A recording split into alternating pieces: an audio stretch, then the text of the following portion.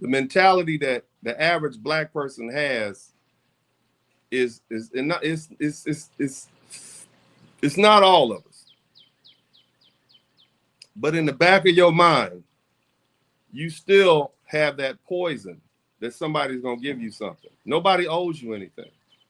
You're not entitled to anything. Nobody's gonna give you. You're gonna have to work just like our ancestors did. You're gonna have to work twice as hard. And now the competition is stiffer. It's no longer just black people and white people in this country. You got people from all over the country. The highest earning group of ethnic group are Asians, Central Asians. They have the most education. So we have to outwork everybody. So what does that mean? What that means, brothers and sisters, and again, I know you're not going to like what I'm saying. You're going to have to work. Not only your children. See, stop saying, oh, well, children need to work harder. You work harder. You become excellent at what you do. If you're a real estate agent, you need to redouble your efforts. You need to master your craft. You need to read. If you read one book a month, read 2 on real estate. If you're a plumber, go back and get some more certifications. Be excellent at what you do. If you're a lawyer, make sure you take more CLEs than you need. Get with other people who do something else in your area and be excellent. If you're a fence fixer, be the best fence fixer you can be. In other words, what I'm telling you, folks, is you need to strive for excellence at all things. We need less rappers and more engineers. Let me say that again. If your goal in life is to become a rapper, great. You can keep rapping while you're working on your engineering degree. You can write all the rap songs you want in your dorm room as you're working on your engineering degree. You hear me? Ladies, if you want to do nails, that's great. Go ahead and do nails on the side. Right? But also take some business classes so along with doing nails, you'll know how to properly run your business. And do it well and never stop learning. You need to strive. You need to treat this life that you have, this time period that you have, like the rest of your generations to come are going to depend on you being successful right now. We need to shake this beggar's mentality out of the black community. We need to shake this hate for our successful and our elite out of the black community. All you haters, you mad because somebody else went to college and they don't want to come back to the hood. Well, why don't you do better? Why do you think somebody owes you anything? Well, I told you why. Because there's no other group of people on this planet that feel like anybody owes them anything other than the group of, I'm sure there are, but they didn't last very long. We escape this beggar's mentality that has been foisted upon us by not expecting anything, by recognizing where it came from, by working on being excellent, by striving for perfection at all things. And I know y'all don't like none of this. None of this is going over well. All the revolutionaries, where the revolutionaries at? All you revolutionaries out there, you don't want to hear none of this because you brainwashed my people into believing the government is supposed to give them something. You brainwashed my people into believing at some point there's somewhere else better on this very tiny earth that we live in that they can go. Now, I just explained to you the Africans that they don't want us, right? So where we going to go? Name the countries that we black folk are going to go to. Name the country. Where we going to go? Huh? There's nowhere else to go. So you better make it do here. Shout out to GCLA. He said, will white folk and others empower anti-black folk continue to stifle black growth, success? Yes, they will. Yes, they will. They never stop, brother. They have never stopped trying to stifle us, and they never will. That's the whole point of this. Nothing's going to change. But the thing that builders do is they build. You go kick an ant bed down. That ant bed, the ants are going to have it back.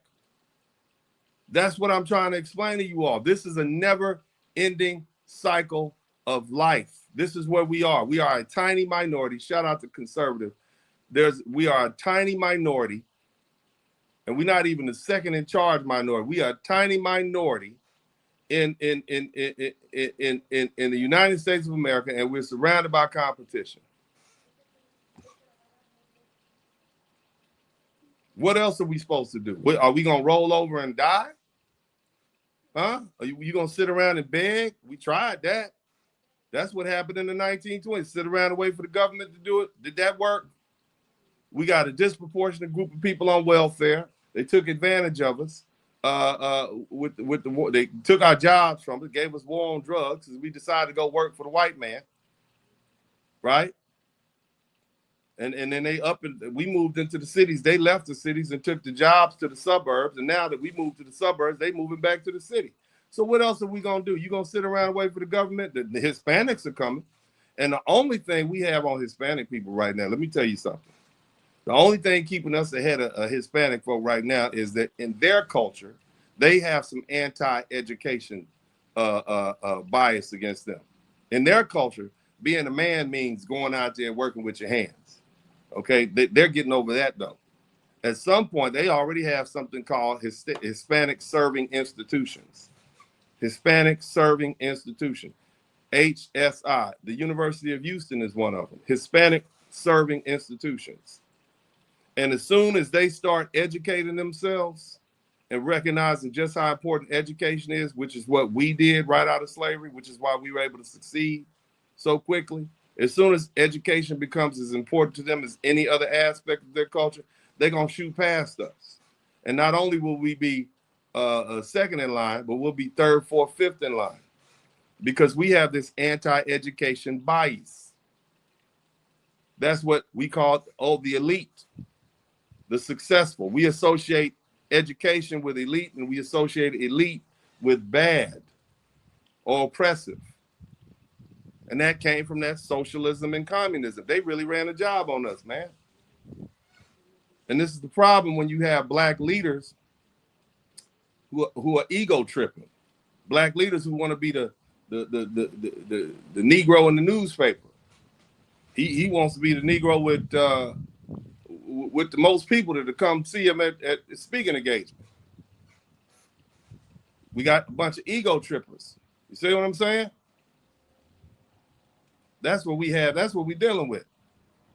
Everybody wants to be the seen. And how did that work for us? So instead of being willing to put the information out there and sacrifice, you want to be seen. You want to be you want that validation. That's ego. Instead of just putting the information out there, hey, this is what we need to do, changing the mentality. That's what we did. That's what you did. That's why that's where we are now. So we don't have leadership that, hey, you know what? That's not a good idea. No, I have a great idea. Listen to me. Look, it's not a good idea. It didn't work. They still hold on to it, though. They still hold on to it because it's their baby. It's their claim to fame. That's why you still got people who holding on to this 1960s, 1970s. Oh, revolution. Ain't gonna be no revolution. Where else we gonna go? Where are 45 million black people gonna relocate to? Betty, I got a better question. You tell me. Maybe you all have the answer to this. So let's say, let's say the revolution happens and the United States topples, right? Isn't that what you revolutionaries want? They're not gonna give you anything free, are they? Let's say the Chinese take over, the Russians take over. How well do you think black people are gonna get treated under the Chinese? How well do you think black people are gonna get treated under the Russians? How well do you think they're gonna get treated under Latinos? How well do you think foundational black Americans are gonna get treated under an African regime? You let me know. Do you think we'll be getting treated better? Because I'm looking at the way Africans are getting treated in South Africa right now. Do you think we'll be getting treated better by our quote unquote own people? Huh? You think the Russians will treat us better under communism, or China under socialism? You think that'll be better? I can't tell the future, but based on what those countries' history are, brutality and injustice and anti-black racism, I think not. I think what we need to do is recognize that every place you go is gonna have issues. You're gonna have issues everywhere, like weather.